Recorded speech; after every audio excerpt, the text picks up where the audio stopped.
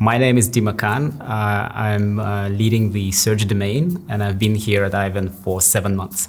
What I do at Aiven, to explain to someone who is not in tech, imagine you're leasing a car, you're not renting it, you're not buying it, so you don't own it, but you drive it every day. You can tune it the way you want, but it's serviced and insured by some other company. This is we are at Aiven. We are providing you the managed open search service, so the search engine that you can tweak and tune the way you want, but you don't have to manage it. What made me bet on a company? It's quite rare in our industry to find a product that is not in the state you want it to be. It's not perfect, but you have all the reign, all the power to actually turn it around and build something cool.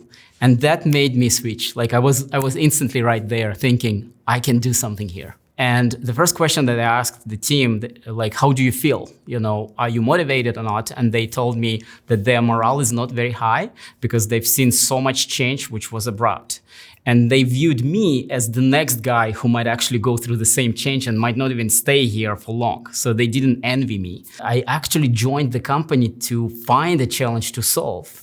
And so I told them, don't worry about me, I'll figure it out, but I want to understand where you are, how I can support you. And so it took me a few months to, first of all, build the trust, but also make sure that they feel that they have someone who empowers them to achieve more things. Instinct, usually when you join afresh, you think that you have so much to bring to the team and everything is wrong and you know exactly how to fix this, but the problem is not that simple, right? So first of all, ask the questions as simple as possible, but also listen, observe enough before you actually start thinking, okay, maybe I have a solution in my mind, right? Because by listening to people, you show the empathy and they feel like all of a sudden someone listens to what they've been kind of grudging about. Little by little, I started to see the first signals that this works, not with everyone, but let's say with half of the team. So now my job was to multiply that and figure out what else am I missing